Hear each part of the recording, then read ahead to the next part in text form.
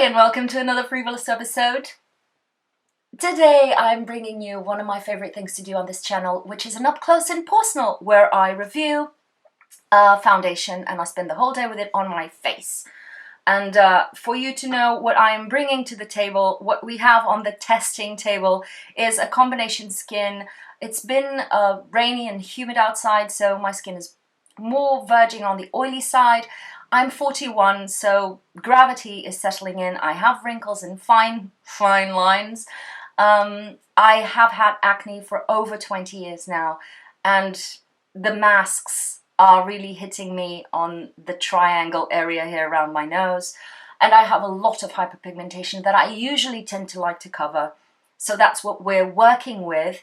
If this interests you, great, stick around. Also, I already have the foundation on at this point. I usually don't, but today I woke up, I have several breakouts on my face and I didn't feel like doing the whole intro here with my bare skin. I wasn't confident enough today when I woke up to do so. I hope you forgive me, but sometimes we need to shield ourselves.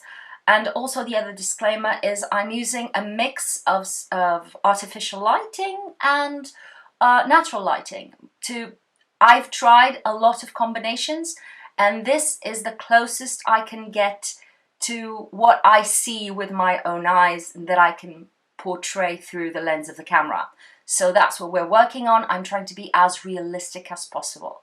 And the weather is rainy and cloudy and dark, so it will fluctuate. The lighting will probably fluctuate a lot. Now, all that said, I usually don't like to talk about non-inclusive foundation ranges or brands.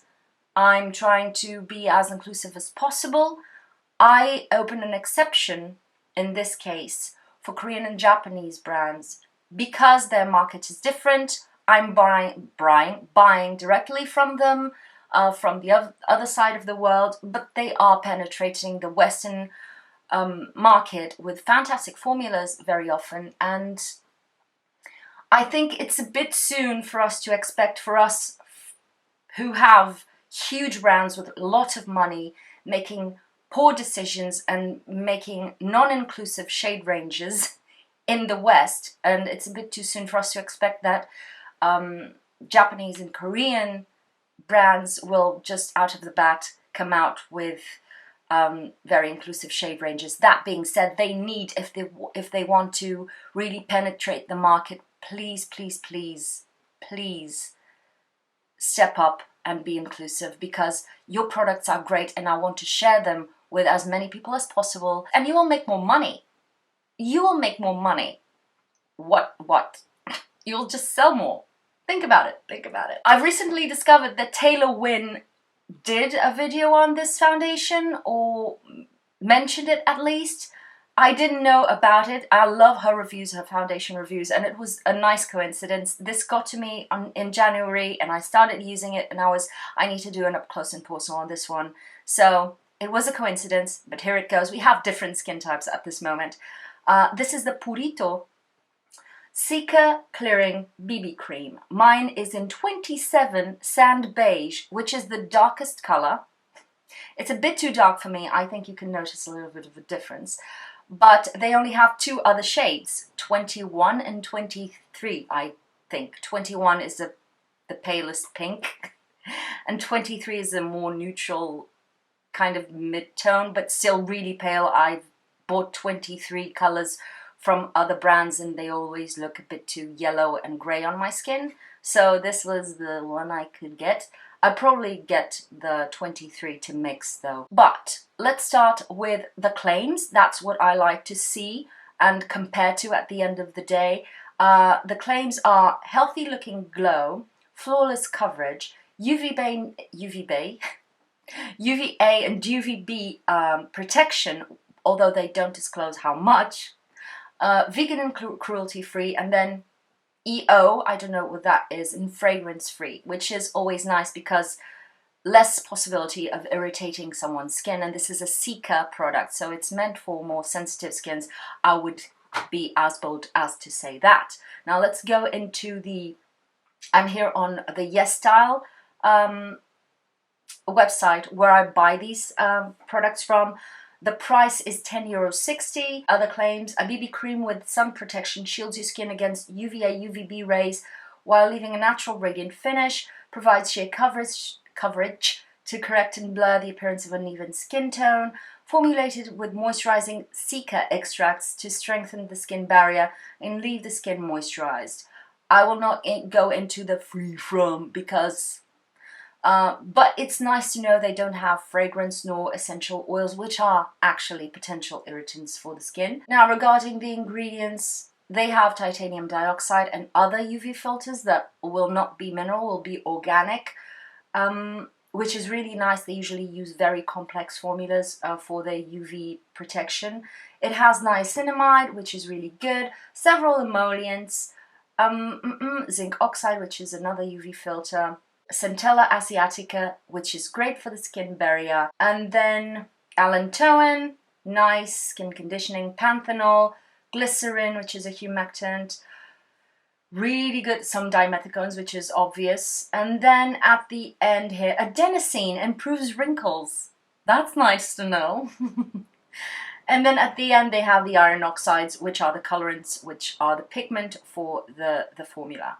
So really nice, to the point formula, and you will see from my application that it just glides on the skin and it does deliver that kind of glowy skin that most people want.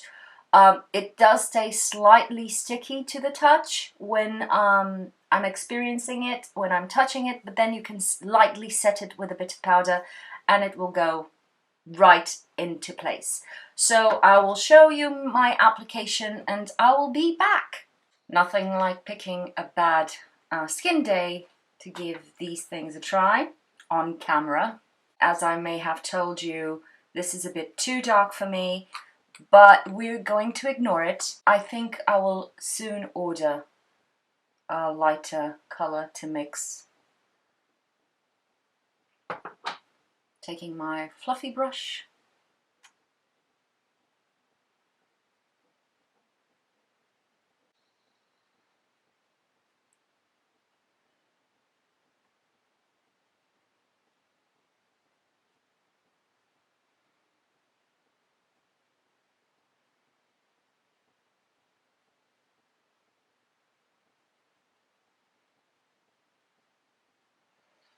And as usual for you, I'm going to apply it to the forehead, which I never do. I go with a thin layer on my forehead because I don't need any coverage here. She brags.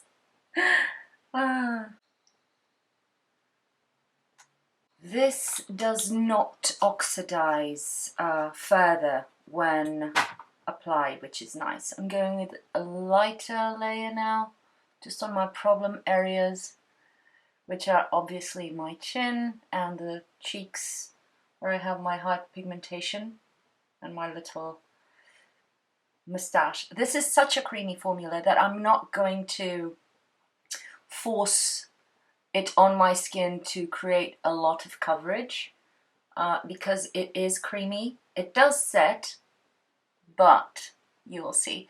But I'm not going to force it on my skin because it will end up being too greasy.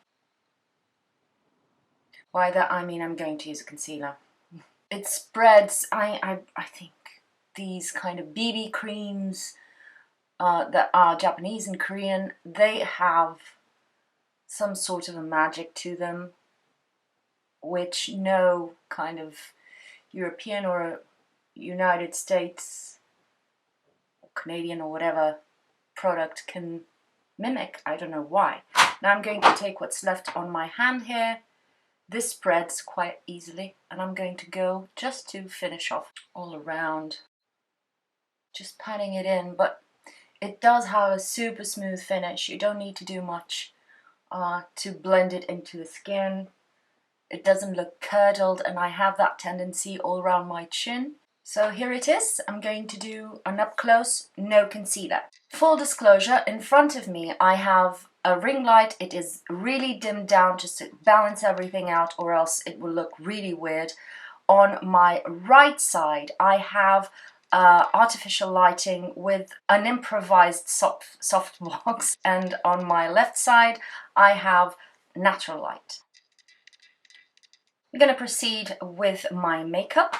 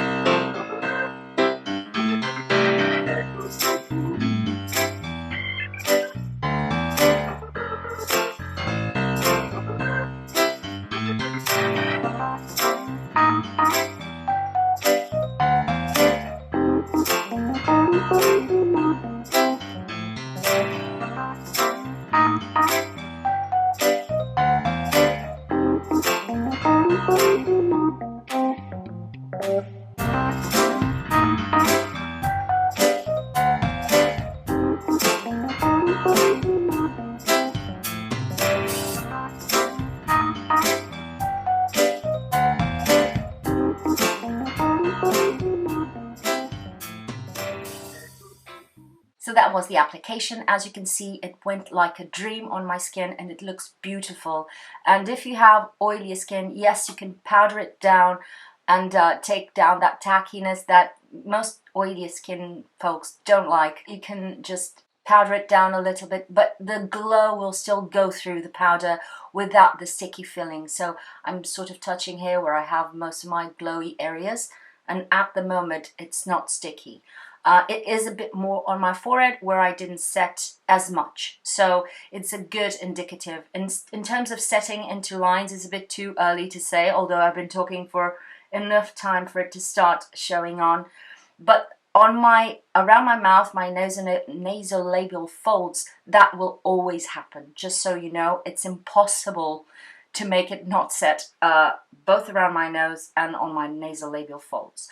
When I finished the application was around 12 o'clock. I like to give it at least a 10-hour test, because not right now, but when people are doing their regular activities and jobs, usually I give it 1 hour commute to each side and then an 8-hour at least of wear. So it will make 10 hours. And that's what I will try to do, which means I will have to do a couple of check-ins throughout the afternoon, and then I will do my wrap-up at the end of the day. So I'll see you then. Hi, so it's almost 4 o'clock, so it's been almost 4 hours since I've applied the foundation, and despite a little bit of melting of my eye pencil, which is a bit of a bummer, under my eyes, everything looks quite the same. I think it looks a bit too glowy on camera, but that's because it's getting darker outside and the improvised studio lighting is a bit harsher and makes everything look a bit more glowy, I would say, than it actually is. I can attest that I am not greasy, at least for now, on my usual spots, and yeah, and it feels perfectly nice. See you in a bit. How old am I? How old am I? We will never know. It's 6:08 in the evening, I'd say. And you can see that I'm looking a bit oily, and I'm feeling, at this point, I'm feeling a bit oily on my T-zone, on my chin, a bit on my forehead. And I can see up close that I've been laying my head on my hand a lot because I've been editing this video and working on my computer, and I've noticed that a lot of the coverage has rubbed off around my chin, on this area around my jaw, and a bit around my mouth because I've been eating. Other than that, on the other areas, I mean, on my cheeks, that's what's left, it's pretty solid. I'd say it's there. I have still blusher and contour and highlighter and all of that. It still looks really beautiful. The skin is still really evened out. I have a circle on my forehead, but no creasing though, no creasing. At this point, the light is all over the place, but I'm trying to show it to you as I see it, so I will fiddle with it a bit. So I'm gonna do what I would have done already a couple of times throughout the day if I was out and about, which is blot. Oh my god, so much grease coming out of my face. This is what it looks like after a bit of blotting. I've used 2 blotting papers. One of them was loaded and a bit of coverage came out. The oils are starting to break through it. It's sort of transferred, but I was rubbing my face. But on the areas where it stayed, it looks really beautiful. And on the other hand, it has not creased. What sorcery is this? I do not know, but it has not creased. So let's see how it develops until 10 p.m. I'll see you in 4 hours. It's 11:17 p.m. I could say this all was dedication to my audience, but actually I had a late dinner and then just watched a documentary and lost track of time. So here we are. Last thoughts. As you can see, we are basically at the same point where we were. I love this plural. I am at the same point where I was on the previous check-in several hours ago. So I still have everything on my cheeks. Everything is still in place. I have my blusher, my highlighter. Everything is there. The area that has that is more worn off is on my chin and jaw where I had my hands, and then around the nose area it got a little sticky and oily, and I also had my glasses on, which I forgot to mention, so that always makes this area a bit more congested and more oily. And yeah, my forehead at this point has no product left at all.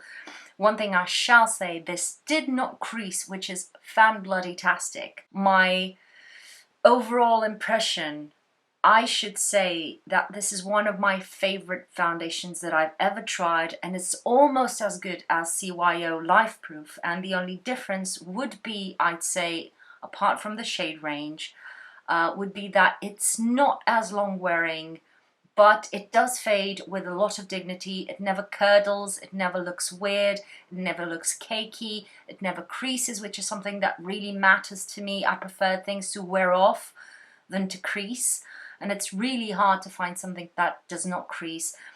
It just applies beautifully like a cream, almost. It has that sort of smoothing effect, a textural smoothness.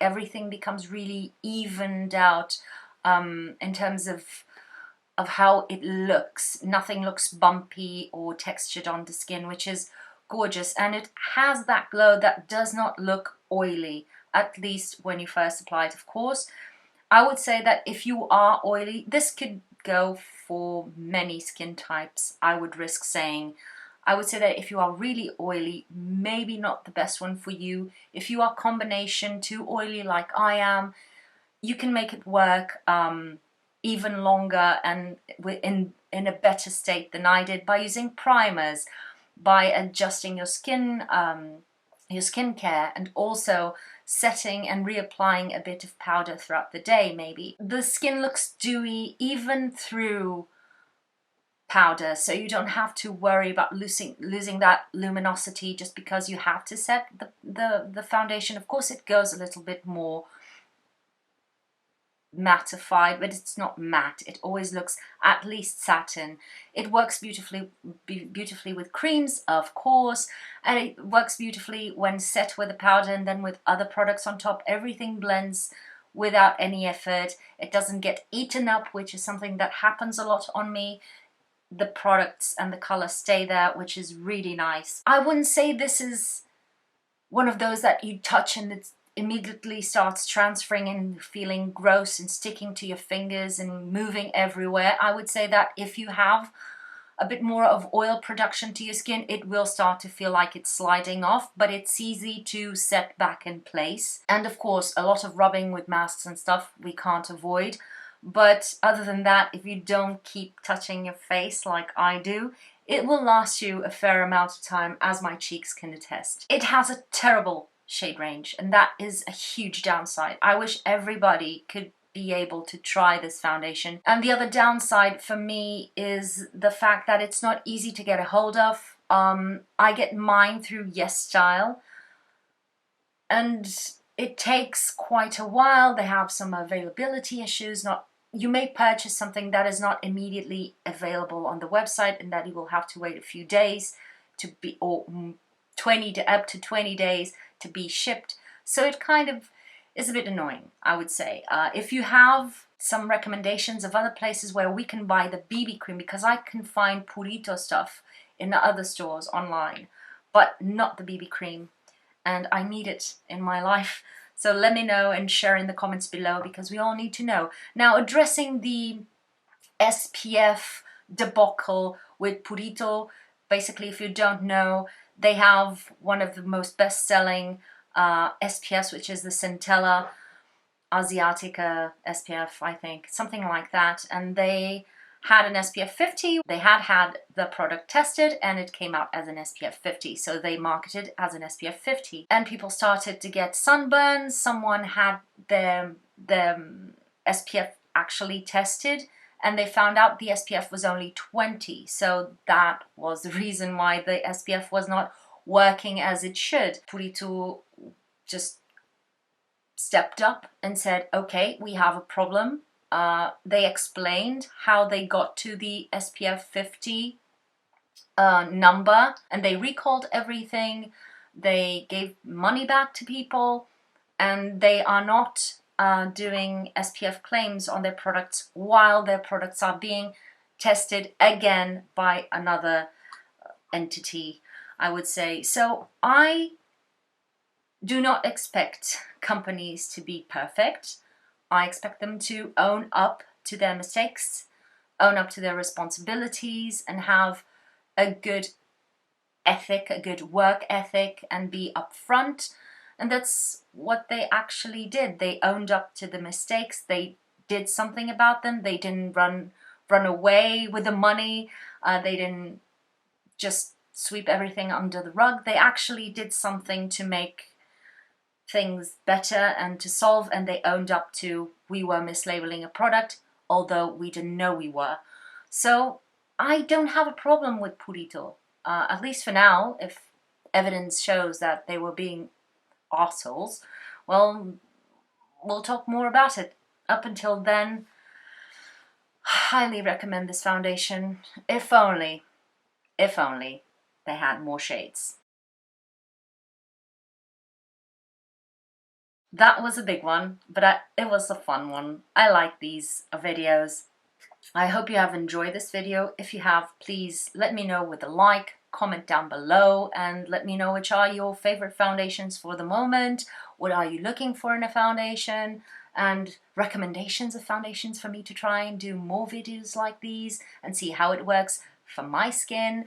And yeah, other than that, if you haven't subscribed, please do so. And if you can, let other people know that this channel exists.